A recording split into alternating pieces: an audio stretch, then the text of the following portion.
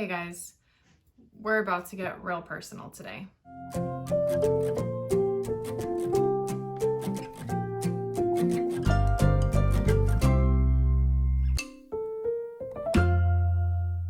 A lot of you probably don't know, but I was diagnosed with polycystic ovarian syndrome, or Pcos, pretty soon after Shane and I got married. I knew kind of growing up, going through puberty, that something wasn't right.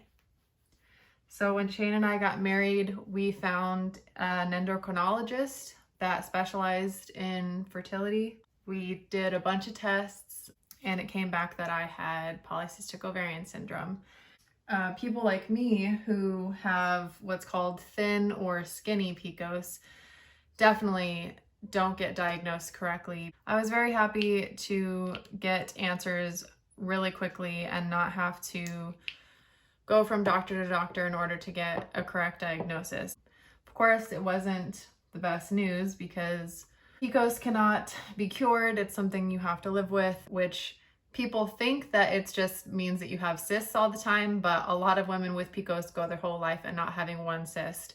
So for me, I have only had one cyst that I know of, and that was during the 5.5-year period that Shane and I were trying to conceive.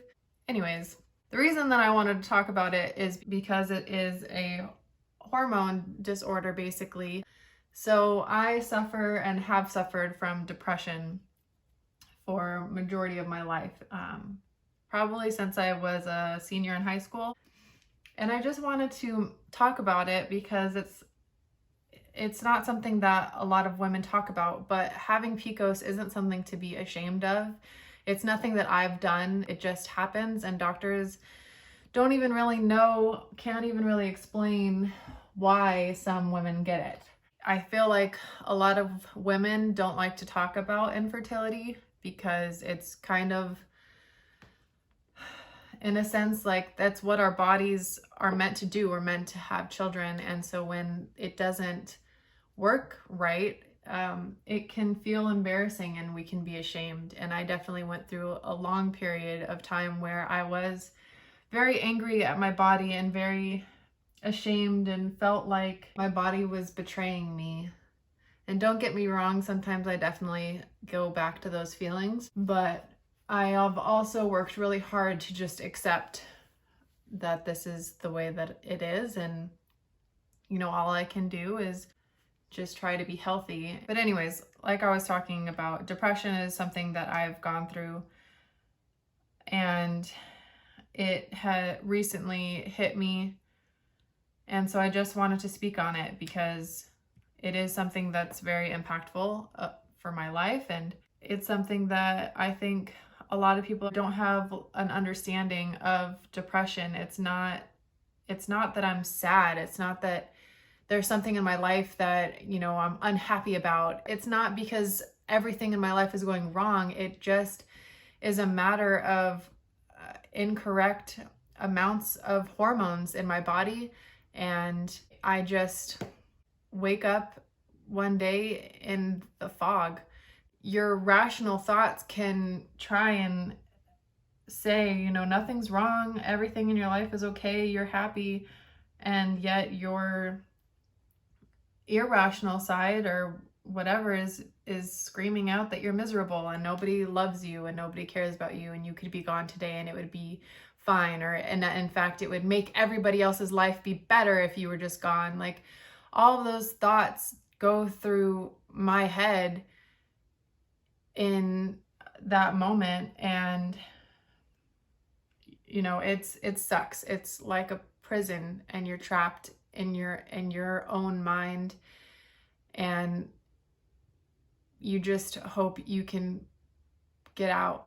So recently, going through this bout of depression, thankfully I had a couple days off of work after my initial meltdown. Was able to just kind of reset. This was the first time that I really went through a deep feeling of depression while having my plants, and it was a big eye-opener in realizing how therapeutic my plants really are for me. Because for me personally, and all of this is my personal experience, there are hundreds and thousands of women with Pcos, and their stories can be completely different from mine. There are tons of people that suffer from depression and mental illness, and their stories are probably much different from mine. So I'm just speaking on my own experience and what I've done research on. So just to get that out of the way. When I go through my depression or anxiety, it's like I have no control. And it's terrifying for me as someone who enjoys having control over my life. This last time, just spending a full day of just caring for my plants, it really was soothing and therapeutic, because not that I control them, but it kind of taught me or helped me to see I can only do so much, and then like the plant has to do the rest. And that might sound silly and cliche and corny, but that's kind of what helped me, because for myself, I can't cure myself. I can't fix myself. I can't take away the Pcos and the depression and the anxiety. It's there. I don't know. I felt like that was a big parallel to my plants. And, you know, I can clip off the yellow leaves here and there. I can water them. I can feed them, but the rest is up to them. So it kind of helped me to cope with the fact that I don't have all the control. To have a little bit of a crispy leaf is okay. You know, it doesn't mean that the plant is dead or dying. It's just been through some stuff. So while I'm sure this won't be the last time that I go through a depression, I'm thankful that I have found some type of therapy for me, which actual therapy and all of that I'm very for as well. It's, you know, I've seen a doctor before when things were really bad and I felt like I just needed help. You know, it's okay to get help. Right now, that's not the case for me. Moving to where we live now helped tremendously, because when things were really bad for me, we also lived in a part of Washington that did not have a lot of sun. So I also had seasonal depression on top of my hormone-induced depression. So that is when I really needed help from a professional, and I'm all for that. We need to be able to take care of ourselves, and sometimes we need some help, and that's okay. And like I said, this taking care of plants has helped more than I realized it would. So I just wanted to kind of speak on that. Not that I'm saying everyone that deals with mental illness should go out and buy a bunch of plants, but there are things, you know, that we can do to help ourselves. I'm not completely sure where I was going with this. I just kind of wanted to be open about what I've been dealing with, because as somebody that can't really hide my emotions very well, it comes across on camera. You know, I enjoy doing my YouTube channel and I enjoy making fun plant videos, but that's not all that I wanted my YouTube channel to be about. You know, I did want it to be kind of like a lifestyle channel, and I want it to be more talked about, these kinds of things that seemed like taboo for so long. Mental health and infertility, because a lot of women and men struggle with infertility. And it's not, like I said, it's not something that we should feel ashamed of. It's also not the end of the world, I've realized. You know, I know so many women with my diagnosis who have been able to have children, and that's awesome.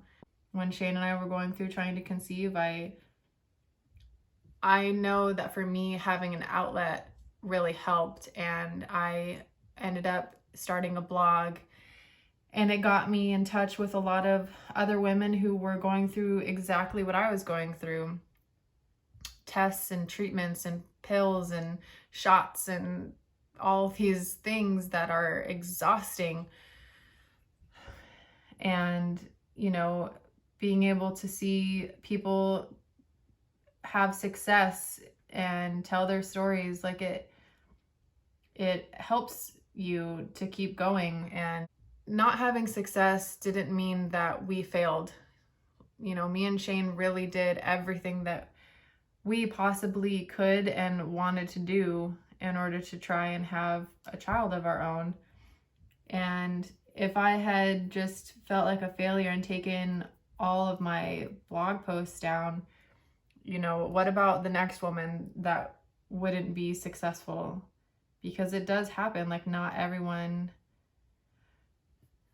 ends up conceiving and carrying a child. And I felt really negative about myself for a long time, and that definitely didn't help my mental health, which is why, you know, after 5.5 years, I was done. I couldn't do it anymore.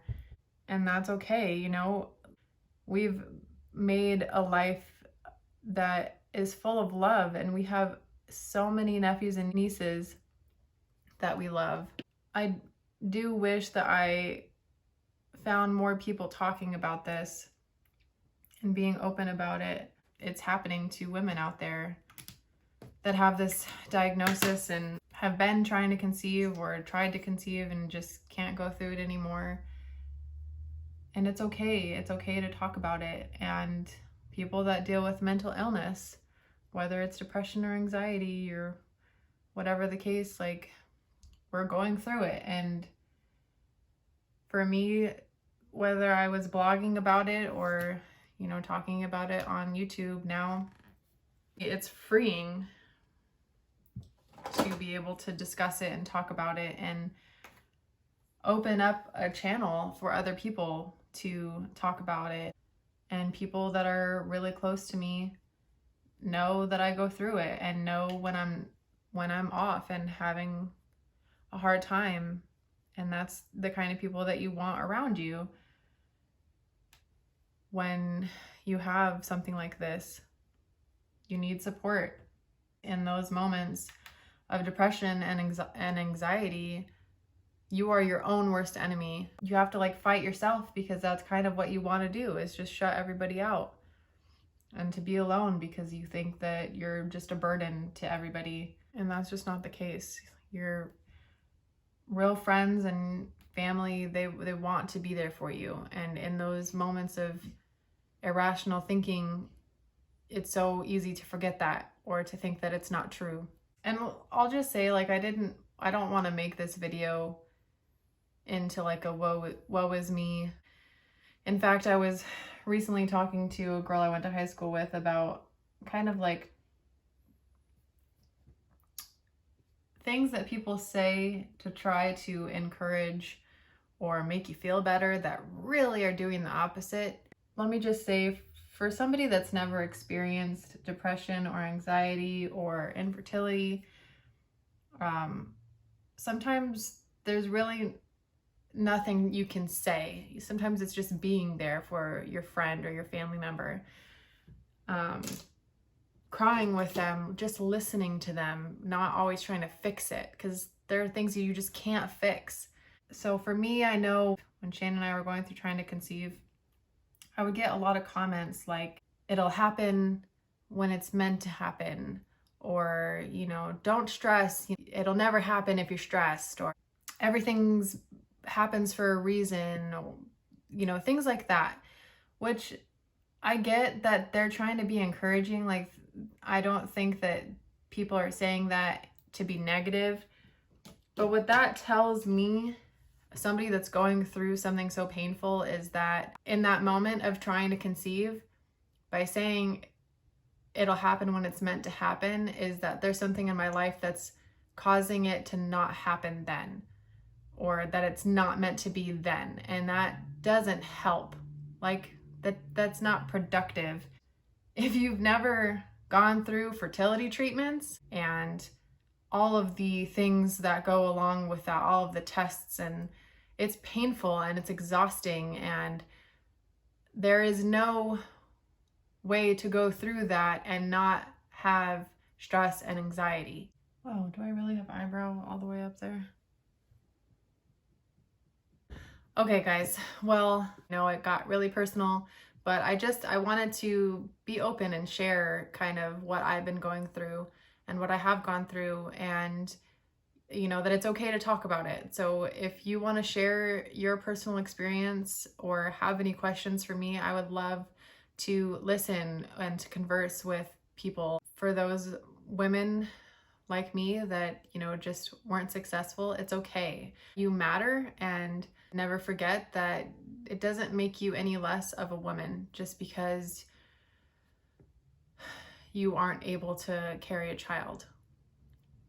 It's definitely something that it's taken me a long time to be okay with and come to terms with. It doesn't mean that it doesn't still hurt sometimes. So it's okay to have those feelings, and that desire of being a mother probably will never leave me, which is why I love to take care of other things like my animals and my plants and my nieces and nephews.